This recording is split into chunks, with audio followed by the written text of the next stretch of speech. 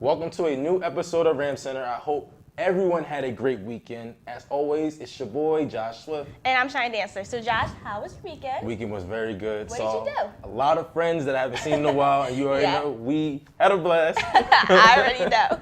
But coming up this episode, we have Micaiah with our new Pretender or Contender segment, Marcellus' segment, By the Numbers, then Josh, we have Your This Day in Sports, and finally, as always, Samara's telling us what's good and new in pro sports. We have a packed episode, so let's start with our swimming and diving team, who both won the PSACs championship just last night. Heard. Yeah. It's crazy. Yeah, so let me try to fill you in with what's been going on, because this has been leading up to this. Our men's team have been training for the 2016 PSAC swimming championships all month since their last win against NYU. It's crazy. Last Thursday was day one of the PSAC championships, with Victor Polikov had a record-setting performance, putting the team on top. You know he's always doing his thing, if you guys don't know. The day after, which was day two, Westchester continued to lead at the YMCA Graham Aquatic Center. On Saturday, which was just this weekend, the team won 4 out of 5 events to increase their lead on day 3. Now, just finally last night, which is brand new, was the final day of the competition at the PSAC Men's Swimming Championship, and they came out with their 18th consecutive PSAC championship. That's crazy. 18 in a row. It's crazy. I don't even know what to say to that. Congratulations, boys. Now, during this halt, our women's swimming and diving team also were training for PSAC as well.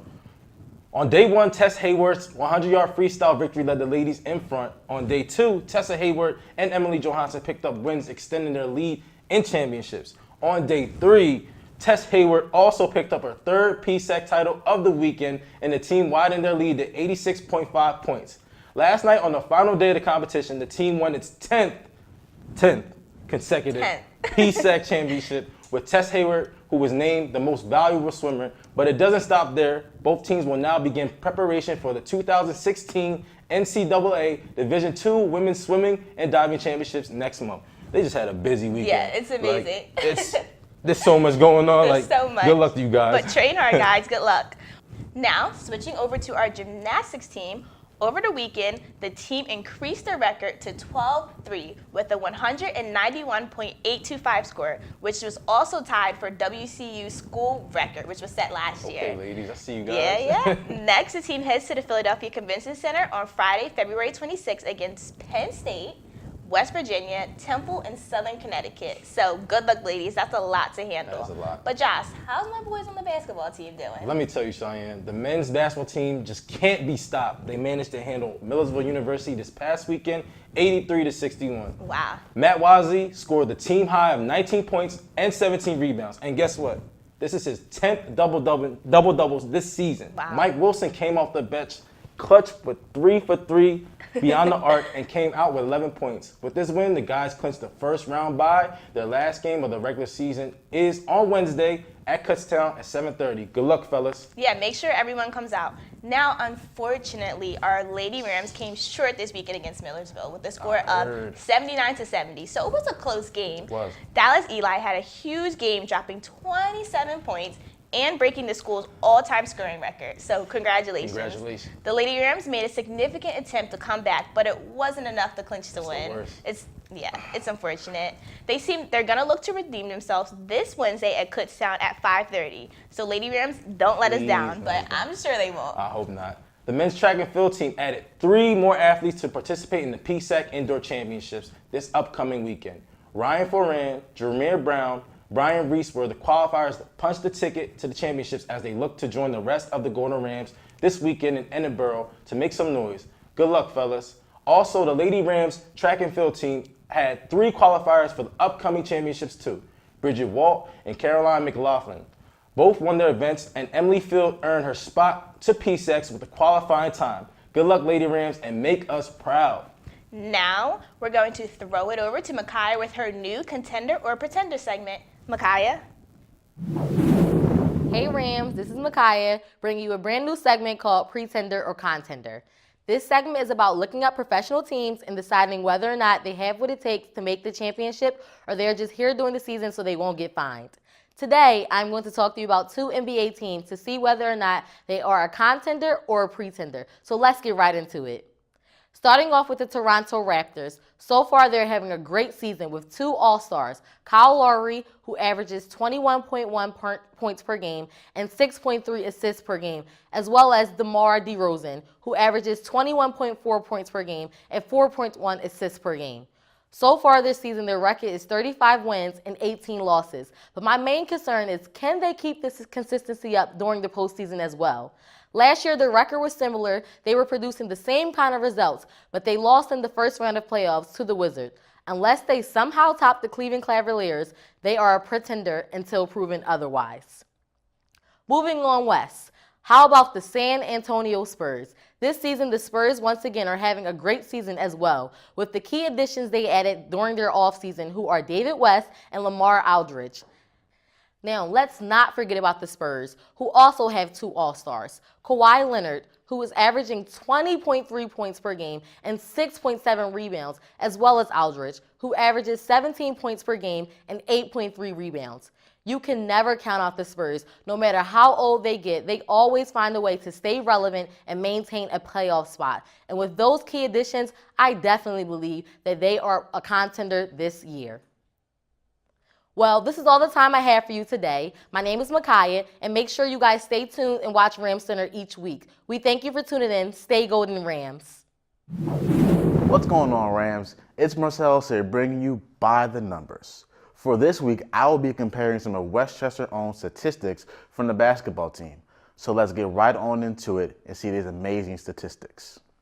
Starting off with former Westchester Ram Corey Blake, he averaged during his last season here in the 2014-2015 season about 14.4 points per game on 43% shooting from the field. He also averaged about a solid 6 rebounds per game as well and had 45 steals during the season. He started all 29 games that season and also averaged 28 minutes per game as well. The next person I will be comparing Corey Blake's stats to will be Paris Grant from his 2014-2015 season as well. During that season, he averaged about 9.2 points per game on 42% shooting from the field. He also averaged 3 rebounds per game as well and 27 total steals during that season. He started 8 games during that season and played a total of 26 minutes, averaging 23.5 minutes per game as well. Well, this is all the time I have for By the Numbers this week. My name is Marcellus, and also make sure you guys stay tuned to watch Ram Center every week for all your sports needs. We thank you every week for turning in. Now stay Golden Rams, and now to Josh with This Day in Sports. Welcome to our This Day in Sports segment. On This Day in Sports, NBA legend was born, also a legend to our hometown. That legend is Dr. J. Julius Erving. He was a focal part to the Philadelphia 76ers winning the championship in 1983. On behalf of Ram Center, we would like to wish Dr. J a happy birthday. The U.S. women's national soccer team is off to Rio after a dominating performance in the CONCACAF Women's Olympic Qualifying Tournament.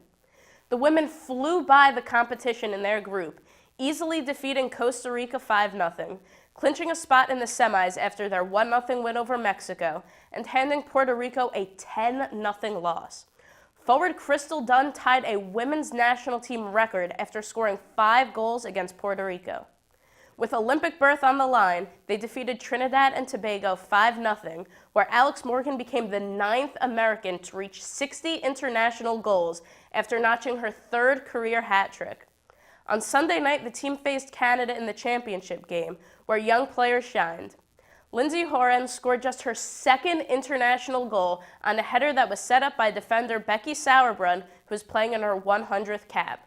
And 17-year-old Mallory Pugh assisted on Tobin Heath's goal, propelling the team to a 2-0 victory over Canada. The team received the Fair Play Award and swept the individual awards, where Hope Solo won the Golden Gloves, Dunn won the Golden Boot, and Bryan won the Golden Ball. 8 players were also named to the Women's Olympic Qualifying Championship Best 11, including Solo, O'Hara, Sauerbrunn, Morgan, Bryan, and Horan, to name a few. From turf to the hardwood, basketball is back in action after the All-Star break and trade deadline.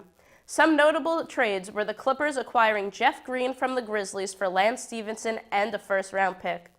The Cavaliers added Chang Frye of the Magic, a dependable veteran with 3-point range, in place of Anderson Varejao, who was often injured and wasn't seeing much playing time and will be going to the Warriors.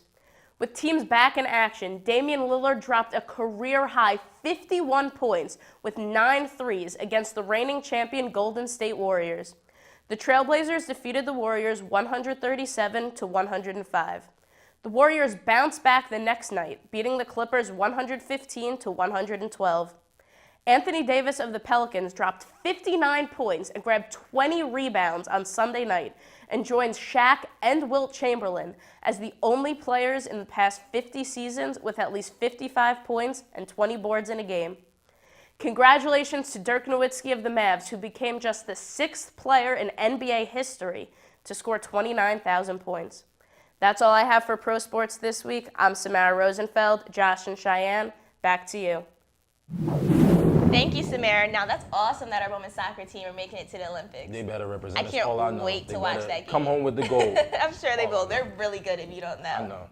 But that's it for another great episode of Ram Center. I'm Cheyenne Dantzler. And I'm Josh Swift. Don't forget to follow us on Twitter and Instagram at WC Ram Center. Also, check out our new website, WCRamCenter.com.